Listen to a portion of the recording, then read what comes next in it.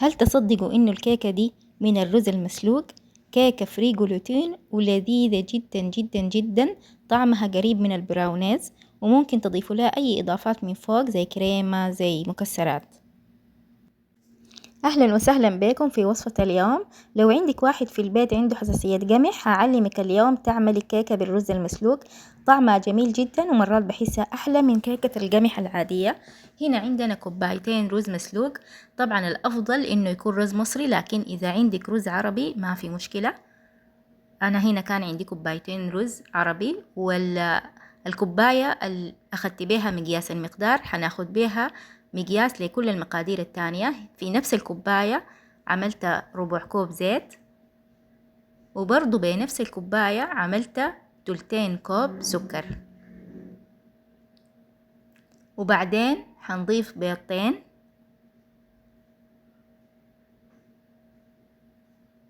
وتاني حنضيف 3 ملاعق كاكاو، وحنضيف ملعقة واحدة نسكافيه أو قهوة سريعة الذوبان، وبعدين عندنا ملعقة كبيرة بيكنج بودر وملعقة صغيرة فانيليا. هنخلط المقدار ده كله في الخلاط. طبعا في الخلاط بتاخد وقت حوالي 3 إلى 4 دقايق، لازم تتخلط كويس شديد.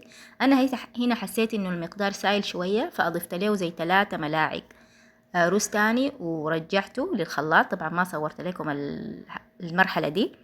وهنا بعد خلاص خلصتها دخلتها لفرن درجة حرارته 180 لمدة تلت ساعة. هي أخذت وقت طبعا يعني أكتر من تلت ساعة، لكن بنصحكم أهم حاجة بعد ما تطلعوها من الفرن تخلوها تبرد تماما حتى تقطعوها. أنا استعجلت شوية في التقطيع لأنه كانوا مستعجلين ناس البيت، فزي ما لاحظتوا إنها كانت هشة شوية، خليتها لما بردت تماما بعدين طلعت كويس.